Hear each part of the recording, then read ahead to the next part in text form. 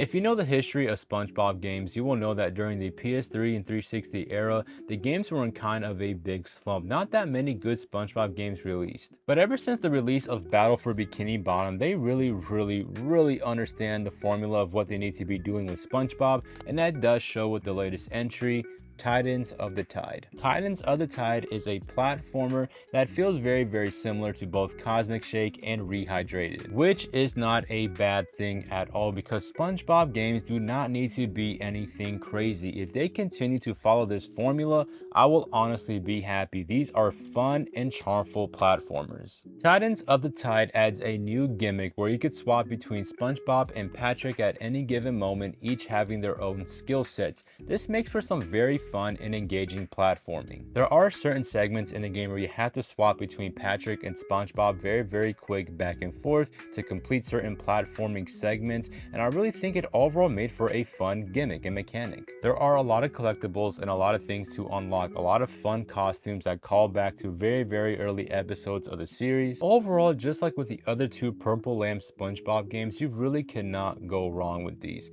These are fun platforming games. However, I will say one thing, I do think that overall I enjoyed my time with Cosmic Shake more. My main issue with Titans of the Tide draws down to two things. The first thing being its level design. There are 5 overall levels in this game, each level being a big open map with collectibles, side quests, and the main quest to do. However, I didn't really find the level designs in this game to really be as eye-catching as they were in Cosmic Shake. I really found overall most of the levels to be unmemorable. I did enjoy Neptune's Palace, but the other levels I didn't really care for in the end, especially Bikini Bottom, which disappointed me. Bikini Bottom, which is the final area of the game, is very small, very dark. Most of the areas that you will platform on are just like very small circles.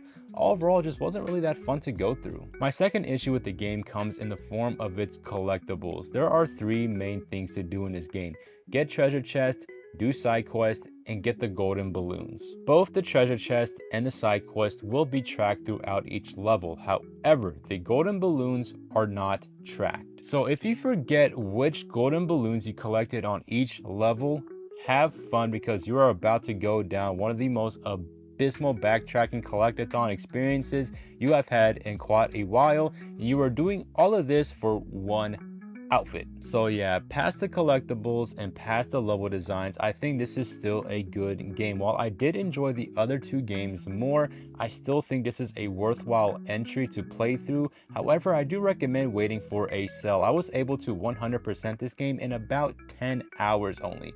It is a pretty short game.